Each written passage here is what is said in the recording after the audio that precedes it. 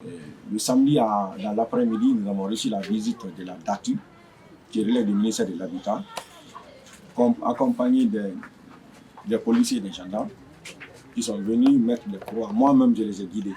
Quand ils étaient à la porte, on m'a interpellé, l'équipe m'a interpellé qu'il y a des gens à la porte. Je suis venu, je me suis présenté à eux. On s'est bien amusé, on est rentrés ensemble pour faire le marquage des lieux. Ils ont mis 72 heures de dégâts publics, de quitter vraiment les lieux. Sinon, la machine va rentrer en action. Donc moi-même, je les ai dit, les 72 heures, nous, on a juste besoin de 24 heures. Donc ça nous arrange. 72 heures, on n'a pas besoin de ça. Mais le bémol est que l'installation du site nous a pris 1 mois avec des équipements qui coûtent vraiment cher.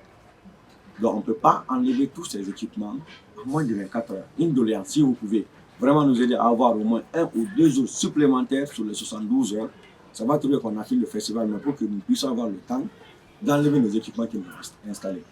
Ils ont vraiment eu de l'empathie pour nous, ils ont dit vous avez raison, parce que ce qu'on voit là, nous-mêmes, on n'a pas besoin qu'on nous raconte au fait.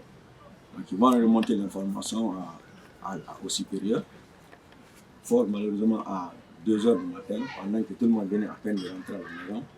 Même pas 10 minutes, il y a l'une des vendeuses de la fille qui m'appelle. Il faut venir vite faire au Belvédère, la police est là, qu'ils ont ordre de démolir tout. Donc du coup, je me suis levé, je me suis embarqué, je suis venu. J'ai trouvé effectivement 2 pick-up de la police qui m'ont dit qu'ils ont reçu ordre que personne ne rentre, ils doivent démolir le site. Mais où sont vos chefs? Ils disent bon, ils seront là bientôt. Ok, je suis resté jusqu'à 7 heures du matin. Ils sont venus.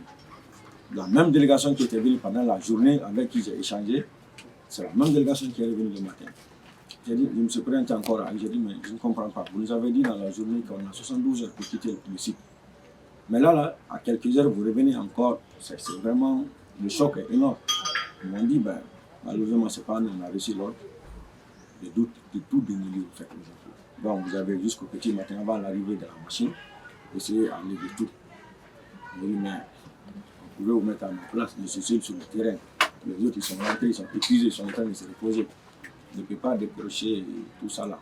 Donc, bref, on est resté dans ça finalement.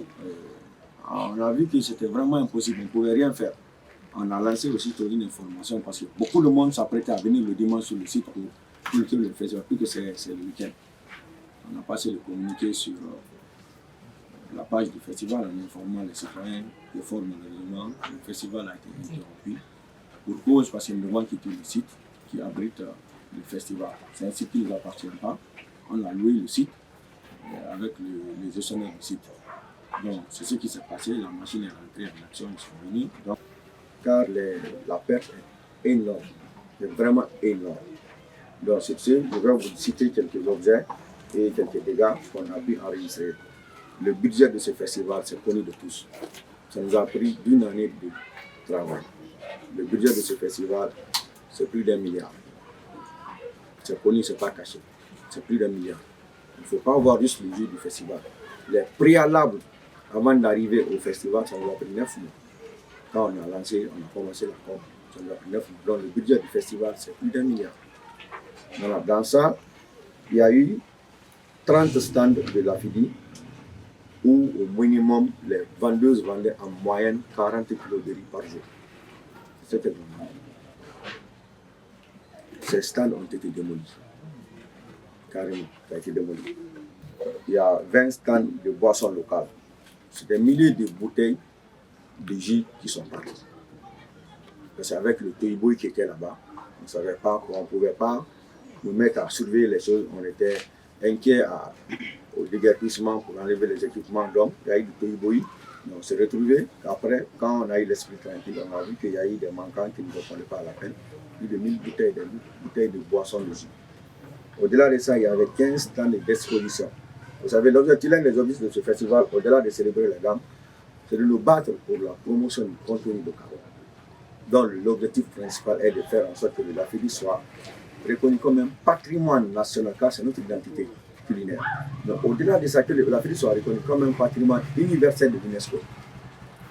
Donc du coup, on a donné la chance aux entreprises locales pour qu'elles puissent venir exposer. Donc il y avait 15 stands d'exposition qui ont été démolis. Également, les partenaires qui ont accepté, qui ont pris en nom, qui nous ont accompagnés. Les stands des partenaires également, il y avait une dizaine de stands de partenaires qui ont été démolis. Au-delà de ces stands, il y avait une décoration. D'ailleurs, c'était une première en Guinée. Tout le monde a vu la décoration, tout le monde a aimé. C'était l'âme de ce festival-là, la décoration. Fort malheureusement, ça a été détruit.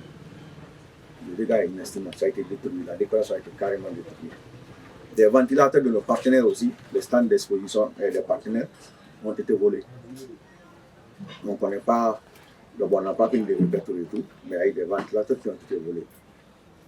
Et également des travailleurs qui étaient à notre disposition, plus d'une cinquantaine de personnes, qui s'attendaient à être rémunérés. Ils n'ont pas été rémunérés jusqu'à date parce que c'est lors de la clôture qu'on s'attendait à faire des revenus. En soulignant que ce festival, la rentrée était gratuite. Depuis la première édition jusqu'à maintenant, la rentrée est gratuite. Parce qu'on a un objectif bien déterminé.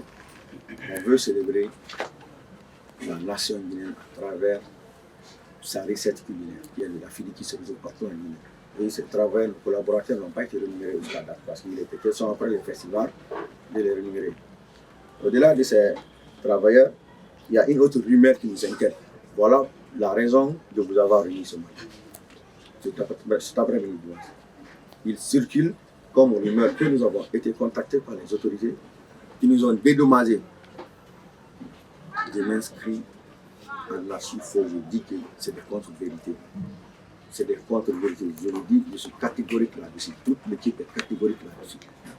Aucune autorité nous a appelés pour nous donner, dit que tenez, voici les dédommagements. Non. Non. La rumeur a été telle que les vendeuses ont entendu ça, ils ont pris ça au sérieux et nous menacent de nous poursuivre parce que c'est nous qui les avons invités là. Ça devait des stands. Donc si elles apprennent qu'à la suite du déguerpissement que nous avons été réussis par les autorités, nous avons été dédommagés, forcément ils vont s'attendre à être dédommagés aussi. Donc elles disent qu'elles menacent de porter plainte si on ne leur donne pas les dommages et intérêts de cette facilité qu'on fait. Donc c'est ce qui nous a poussé réellement à vous inviter, vous, nos confrères. Nous n'avons jamais été reçus par une autorité qui nous a dit tenez, voici vos dommages et intérêts.